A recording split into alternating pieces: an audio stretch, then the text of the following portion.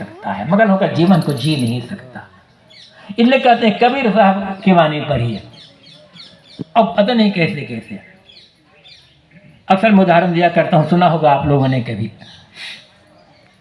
जयपुर की बात है, 8-10 साल पहले की घटना होगी।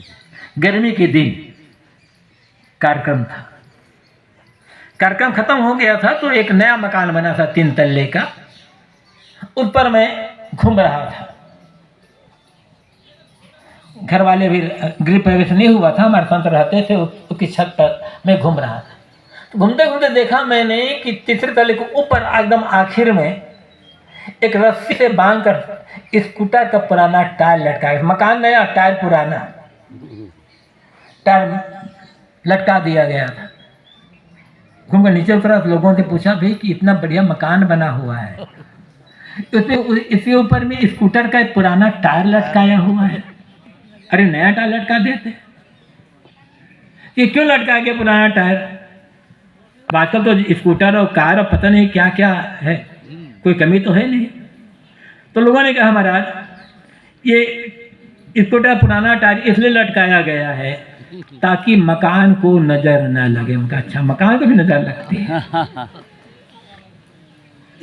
मैं कहा यदि ये बात सच है कि एक पुराना टायर लटकाने से नजर नहीं लगेगी, तो मेरा निवेदन है आप लोगों से, आप सब मकान लटका या मत लटका, गले में लटका लो, मौत की नजर नहीं लगेगी, आप उसे बच जाओगे आप। ठीक है, इसको यहाँ तो कमी तो है नहीं, एक एक टायर लटका लो, गले में यहाँ दर्द भी नहीं होगा और मौत की नजर भी आपको लग नहीं पाएगी। कितनी बढ़िया बात होगी। क्यों कमजोर बनते हैं? बढ़िया मकान बनाएंगे, बहुत बढ़िया मकान, और पता नहीं कहाँ से कहाँ ला करके क्या क्या सजावट करेंगे, और जब मकान बन जाएगा तब क्या होगा? ऊपर में एक काली हंडी लटका, काली हंडी लटका दी ताकि नजर न लगे। निवेदन है उस काली हंडी को वहां मतलब काली हंडी को लटकाइए मत, लटकाइए सिर पर, हेलमेट का काम करेगी वो हंडी। कितना कमजोर है। सदगुरु के आज से 550 साल पहले कहते हैं ये भ्रम भूत सकल खाया, ये भ्रम का भूत भ्रम ही भूत है, और भ्रम रूपी भूत जिसके दिमाग में चढ़ जाएगा वो आदमी जीवन का आनंद नहीं ले सकता है। कबीर को लोग अनपढ़ कहते हैं, वो अनपढ़ कबीर इतने खुल करके बात कर रहे हैं, इतना वैज्ञानिक बात कर रहे हैं। आज के पढ़े लिखे लोग घोर मूर्खता में, अंधविश्वास में, पाखंड में जी रहे हैं। कब तक आप मानसिक गुलाम बन करके रहोगे? बड़ी मेहनत करके आप एक एक पाई जोड़ करके, अपना पेट काट करके, अपनी इच्छाओं को मार करके पैसा इकट्ठा करते, और तब जाकर के कहीं कोई एक प्लाट खरीदते हो या अपना ये करते हैं। अब प्लाट खरीदने पर जब अब उसमें खात मुहूर्त करना है तो किसी ब्राह्मण पुरोहित को बुलाओगे, चाहे भले मंत्र सीधा पढ़ना आता हो या ना आता हो, क्योंकि वो अमुक जाति में पैदा हुआ है।